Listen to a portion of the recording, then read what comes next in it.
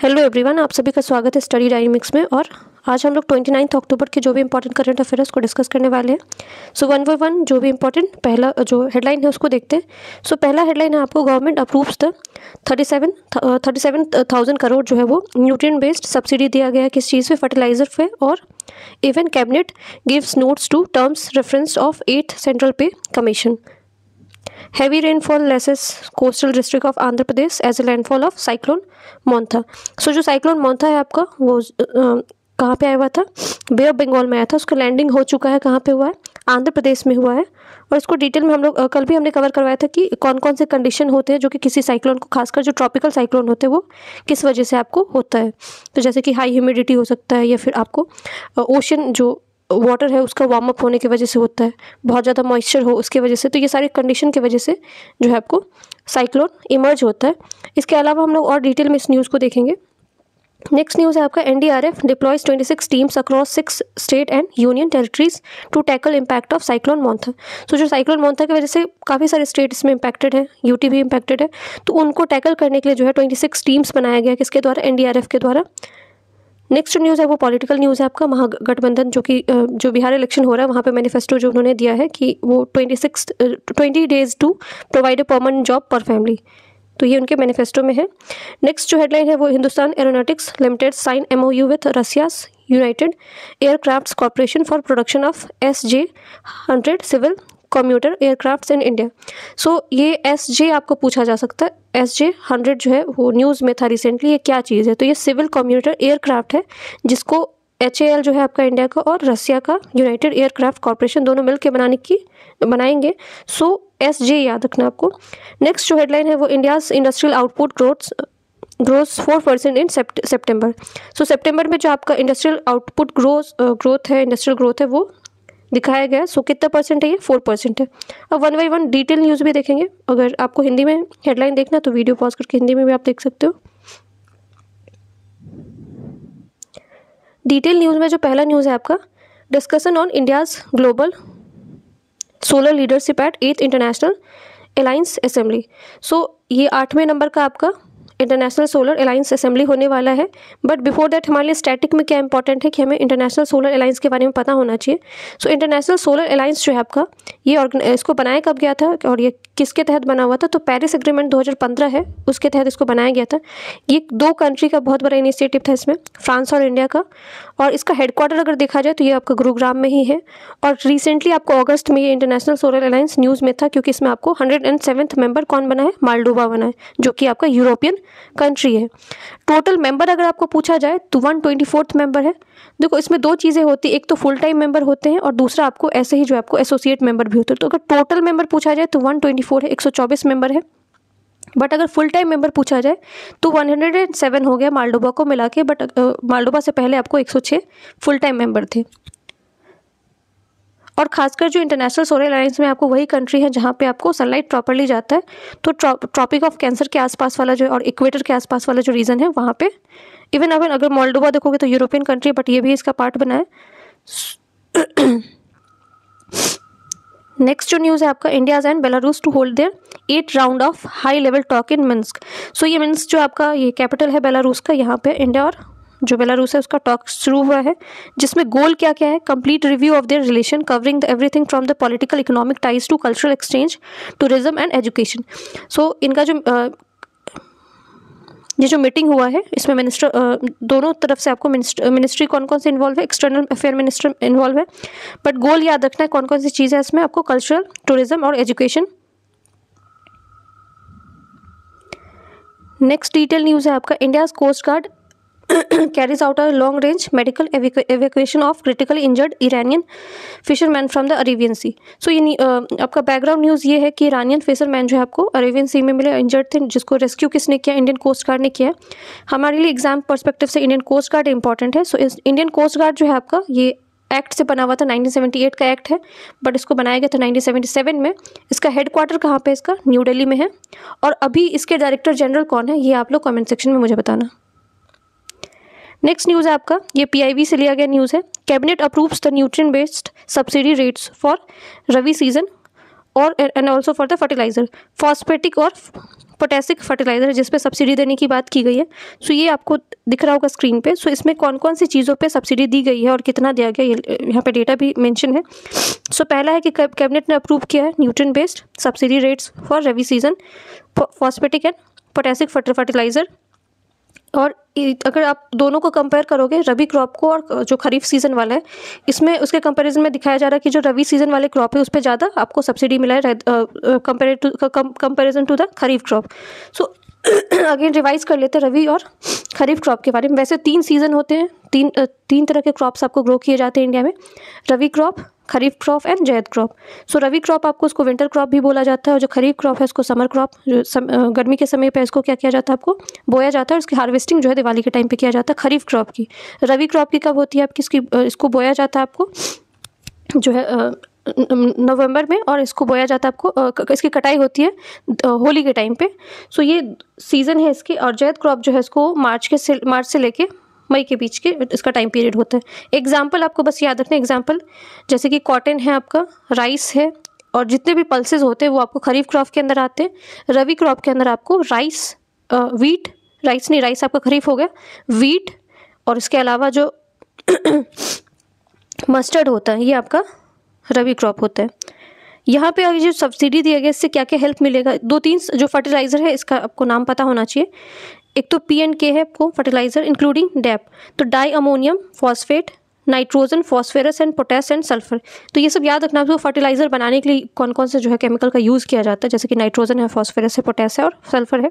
इसके अलावा di ammonium phosphate है, इस पर आपको सब्सिडी दिया गया। अब इस सब्सिडी देने से बेनिफिट क्या होगा, so fertiliser to farmers at subsidise affordable and reasonable prices. तो सस्ते दाम पे फर्टिलाइज़र ले सकते हैं। और फर्टिलाइज़र का यूजेस क्या है कि आपको पता है कि इससे जो क्रॉप इल्ड जो है, क्रॉप प्रोडक्शन जो है वो बढ़ेगा। इसके अलावा जो है ये recent trends in international price of fertiliser inputs, और जो अंतर्राष्ट्रीय आपका मार्केट है उसके साथ भारत जो है वो कॉम्पिटिशन कर सकता है। नेक्स्ट जो न्यूज़ है, flight service between Agartala and Silchar resume after 30 year. So 30 साल के बाद वापस से जो है अगरतला और सिलचर के बीच में जो फ्लाइट सर्विस बंद कर दिया गया था उसको वापस से रिज्यूम किया गया, वापस से स्टार्ट किया गया। सो आपको पूछा जा सकता है रिसेंटली अब कौन से दो जो है 30 साल के बाद वापस से स्टार्ट किया गया, तो अगरतला और सिलचर याद रखना। नेक्स्ट न्यूज़ है आपका ये इंटरनेशनल न्यूज़ में, heavy snowfall and rain hits the Nepal's mountain region. So Nepal में अभी बहुत ज़्यादा स्नोफॉल हो रहा है आपका, खासकर जो माउंटेन वाला रीजन है। बट प्लेसेस इन न्यूज़ करके क्या क्या यहाँ पे पूछा जा सकता है वो देख लेते हैं हम। यहाँ पे 3 रिवर का नाम है या माउंटेन रीजन का नाम है, बागमती, गंडकी और कर्नाली, ठीक है। जिसमें से बागमती और गंडकी, जिसको गंडकी को नारायणी रिवर भी बोला जाता है, तो बागमती और गंडकी जो है ये आपको इंडिया में भी फ्लो करता है। सो यहाँ पे आपको बहुत ज़्यादा स्नोफॉल हो रहा है। दूसरा जो है मनांग और मुस्टैंग, ये हो सकता है कि पूछा जाए कि ये 2 प्लेसेस आपको न्यूज़ में था और किस चीज़ को लेकर न्यूज़ में था। सो यहाँ पे स्नोफॉल को लेकर न्यूज़ में, बट ये भी पूछा जा सकता है कि कहाँ पे ये मनांग और मुस्तांग, तो ये दोनों आपको नेपाल में ही प्रोविंस है। इसके अलावा यहाँ पे हैवी स्नो इन मुक्तिनाथ टेम्पल। सो मुक्तिनाथ टेम्पल आपका ये भी नेपाल में है, और ये फेमस है, बहुत ज़्यादा पॉपुलर है किस चीज़ के लिए, हिंदू और बुद्धिज़्म रिलीजन के लिए। अनुपर्णा बेस कैंप ये भी आपका नेपाल में है, और मांचा पुंचरी बेस कैंप ये सब आपको नेपाल में है। तो ये प्लेसेस इन न्यूज़ करके पूछा जा सकता है कहीं भी, अगर कोई एग्जाम होगा तो ज्योग्राफी में इस तरह के क्वेश्चन बनते हैं।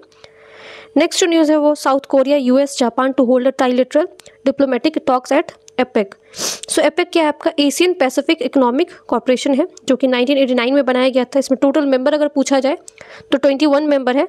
बट क्वेश्चन हमारे लिए इंपॉर्टेंट ये है कि एपेक का जो फुल टाइम मेंबर इंडिया है, तो इंडिया इसका फुल टाइम मेंबर नहीं है। इंडिया को उसको इसमें आपको ऑब्जर्वर स्टेटस मिला हुआ है, इंडिया इसका फुल टाइम मेंबर नहीं है।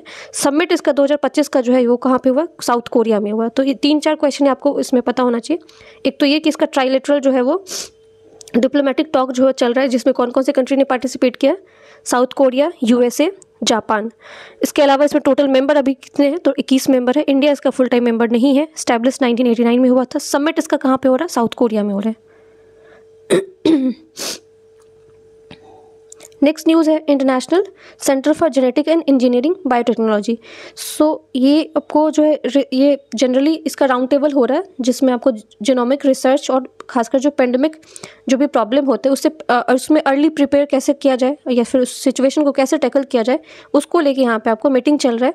बट एग्जाम के लिए क्या important, international centre for genetic engineering and biotechnology है, इसका हेडक्वार्टर कहाँ पे? सो ये त्रिस्टा इटली में इसका हेडक्वार्टर है। और इसको बनाया किसके द्वारा गया था, किसके हेल्प से बनाया गया था? तो United Nation Industrial Development Organization, जिसको यूनेडो बोला जाता है। सो ये ऑर्गेनाइजेशन का नाम याद रखना है जिसके हेल्प से बना हुआ था, United Nation Industrial Development organisation.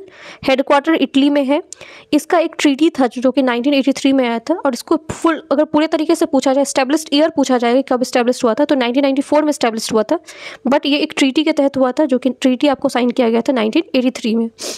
अभी टोटल मेंबर अगर पूछा जाए तो टोटल मेंबर इसमें 70 हैं, 70 मेंबर हैं। और ये किस तरह का ऑर्गेनाइजेशन है? तो इंटर गवर्नमेंटल ऑर्गेनाइजेशन है। अब इस मीटिंग में क्या क्या चीज़ों पर जो फोकस किया गया? ग्लोबल साइंटिफिक कोलैबोरेशन की बात की गई है, data driven response to tackle the emerging जो इन्फेक्शन डिजीज़ आपको फैल रहा है लोगों के बीच में, उसको लेके डेटा कलेक्ट करने की बात की गई है, और उसको स्टडी करने के ऊपर रिसर्च होगा, और रिसर्च होने के बाद उसमें कंक्लूजन निकाला जाएगा कि किस तरह से अगर इस तरह की बीमारी फैलती है, जैसे कोविड आया हुआ था, सो उसको अगर इन फ्यूचर अगर इस तरह का कोई सिचुएशन वापस से आपको क्रिएट होता है तो उसको टैकल कैसे किया जाएगा, उसको जो है वो कंट्रोल कैसे किया जाएगा, इन सारी चीज़ों पे इस पर मीटिंग हो रहा है, जिसमें इन्हेंस किया जाएगा आपको genome surveillance, research, translation and health system readiness. Next news है आपका साइक्लोन मोंथा को लेके। सो ये साइक्लोन मोंथा की वजह से काफ़ी ज़्यादा लॉस भी हुआ है, और बहुत सारे स्टेट इससे अफेक्टेड हुए हैं। अराउंड आपको 6 से 7 स्टेट जो है इससे अफेक्टेड हुए हैं। सो इसको टैकल करने के लिए एक टीम जो है बनाया गया है, 26 टीम बनाया गया, किसके द्वारा? NDRF के द्वारा। और ये अक्रॉस 6 स्टेट में काम अभी जो है 26 टीम है ये करेंगे यहाँ पे। सो NDRF हमेशा अगर आप देखोगे तो कुछ भी अगर होता है, किसी तरह का कोई आपदा आता है, किसी तरह का कोई प्रॉब्लम आता है, तो ये आपको एक्टिव होते हैं और काफ़ी अच्छा काम करते हैं। सो हमें इसके बारे में पता होना चाहिए कौन से मिनिस्ट्री के अंदर काम करता है, कब स्टैब्लिश्ड हुआ था। सो NDRF इसका फुल फॉर्म देख लेते हैं, नेशनल डिजास्टर रिस्पांस फोर्स है। ये स्टैब्लिश्ड किया गया था 2006 में, और ये टैकल आपको मैनमेड प्लस नेचुरल, तो ये नहीं होना चाहिए कि बस आपको जो नेचुरल आपदा आती है, जो नेचुरल डिजास्टर आता है उसको ही टैकल करता है। इवन मैनमेड अगर हो गया किसी तरह का, मान लो कोई कोई मैनमेड जो है आपको प्रॉब्लम है, उसको भी टैकल करता है NDRF। NDRF को 2006 में बना हुआ था। मिनिस्ट्री कौन सी किसके तहत आता है? तो मिनिस्ट्री ऑफ होम अफेयर के अंदर आता है ये। इसके चेयरपर्सन अभी कौन है? तो ये पीयूष आनंद है, जो कि IPS ऑफिसर है। सो ये याद रखना आपको, स्टैब्लिश्ड ईयर 2006, और टैकल जो आपको मैनमेड डिजास्टर है या नेचुरल है, दोनों को कवर करता है, और चेयरपर्सन और मिनिस्ट्री याद रखना है। नेक्स्ट न्यूज़ आपका, Delhi launches artificial experiment to combat severe air pollution. So Delhi में एयर पॉल्यूशन अगर आपने AQI देखा होगा तो बहुत ज़्यादा जो है वो सीवियर में जा चुका है, और काफ़ी यहाँ पे जो खासकर जो लोग जिनको भी सांस लेने की ब्रीथिंग प्रॉब्लम है, उनको और ज़्यादा प्रॉब्लम हो रहा है। और इसका अगर रीज़न आप देखोगे तो बहुत सारे इसमें मल्टीपल रीज़न है। ट्रांसपोर्टेशन बहुत ज़्यादा यहाँ पे जो उससे पॉल्यूशन हो रहा है। इसके अलावा जो स्टबल बर्निंग है, आपको पराली जलाने वाली चीज़ है, वो भी है। दूसरा जो दिवाली के बाद ही इस तरह का, और सीज़न जब चेंज होता है तो ये भी आपका रिस्पॉन्सिबल होता है पॉल्यूशन के लिए।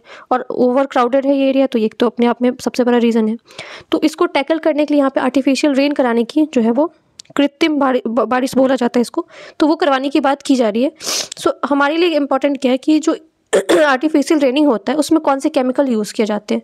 सो इसमें 3-4 केमिकल होते हैं जो कि आपको केमिस्ट्री के पॉइंट ऑफ व्यू से आपको पता होना चाहिए। सिल्वर आयोडाइड होता है जिसको AgI बोला जाता है, पोटेशियम आयोडाइड होता है जिसको Ki बोला जाता है, ड्राई आइस जिसको CO2 बोला जाता है, और सोडियम क्लोराइड NaCl। इन सारे केमिकल का यूज़ किया जाता है। इसमें क्या किया जाता है कि जो सिल्वर आयोडाइड है या पोटेशियम आयोडाइड जो भी केमिकल्स है, उसको एयरक्राफ्ट्स के थ्रू इंजेक्ट करवाया जाता है आपको एटमॉस्फेयर में। और इसकी जो है वो प्रॉपर्टीज़ क्या होती है सिल्वर आयोडाइड और पोटेशियम आयोडाइड की, कि जो भी आपको वाटर वेपर है, जो भी आपको वाष्प है जो कि एटमॉस्फेयर में प्रेजेंट है, उसको कंडेंसेशन में हेल्प करता है, उसको फ्रोजन कर देता है, उसको आइस क्यूब में फॉर्म करता है, और वही जो आपको फ्रोजन चीज़ें होती है वो बारिश के फॉर्म में आपको होता है। तो ये आर्टिफिशियल रेनिंग इस तरह से करवाई जाती है। लेकिन ये पहले बार नहीं है कि दिल्ली में आपको आर्टिफिशियल रेनिंग करवाई जा रही है, इससे पहले भी आपको आर्टिफिशियल रेनिंग दिल्ली में करवाई गई थी। तो ये 29 आज के दिन ही करवाने की बात की गई है। और कौन कौन से एरिया में, खासकर जो आपका दिल्ली का अगर देखा जाए, अच्छा इसमें ये भी इंपॉर्टेंट है कि इसको जो आर्टिफिशियल रेनिंग करवाया जा रहा है ये किसके हेल्प से करवाया जाता है? IIT कानपुर, और इसको बोला क्या जाता है? क्लाउड सीडिंग बोला जाता है। इसमें एक टेक्निक है जो कि बहुत इंपॉर्टेंट है। सो पूछा जा सकता है कि आपको पायरोटेक्निक बहुत ज़्यादा न्यूज़ में रहता है। सो ये पायरोटेक्निक किस में यूज़ किया जाता है? तो पायरोटेक्निक से ही आपको क्लाउड सीडिंग करवाया जाता है, आर्टिफिशियल रेन करवाया जाता है। ये एरिया आपको दिख रहा होगा, बरारी, नॉर्थ करोल बाग, मयूर विहार, और इस सब एरिया में आपको ये आर्टिफिशियल रेनिंग करवाई जा रही है। नेक्स्ट न्यूज़ है बायोफ्यूल को लेके। सो इंडिया ने जो अगर बायोफ्यूल का अगर आप देखोगे तो जितने भी टारगेट है ऑलमोस्ट सारे टारगेट अचीव किए हैं। जैसे कि 5% का टारगेट था 2006 में जिसको अचीव किया था इंडिया ने। 10% का इथेनॉल ब्लेंडिंग जो कि 5 महीने पहले ही अचीव कर लिया गया था 2022 में। 20% का टारगेट रखा गया था 2030 के लिए, बट उसको भी अचीव इंडिया ने 2025-26 में ही कर लिया।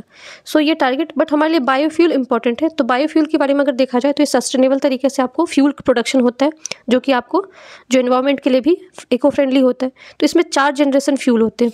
फर्स्ट जनरेशन जो है उसमें जनरली आपको फूड क्रॉप्स को यूज़ किया जाता है फ्यूल बनाने के लिए, जैसे कि आपको जो भी ग्रेन्स है, फूड ग्रेन्स है या शुगर कैन है, उसको बायोफ्यूल बनाया जाता है। बट लेकिन ये सस्टेनेबल नहीं था क्योंकि खाने वाली चीज़ों को अगर फ्यूल में कन्वर्ट करोगे तो खाने का शॉर्टेज हो सकता है, सो इसको डिस्कार्ड कर दिया गया।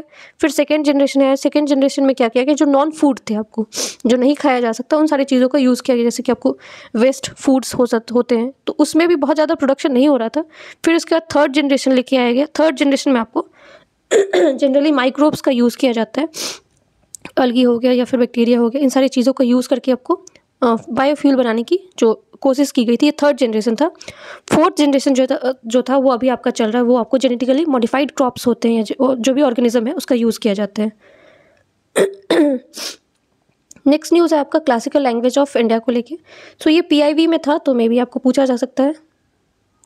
टोटल अगर अभी देखा जाए तो 2024 में 3 अक्टूबर को 5 लैंग्वेज को और ऐड किया गया था। अगर ओरिजिनली देखा जाए तो 6 लैंग्वेज आपका क्लासिकल लैंग्वेज था। कौन कौन से टोटल है, टोटल अभी 11 हो गया, तो 11 के 11 नाम याद होने चाहिए।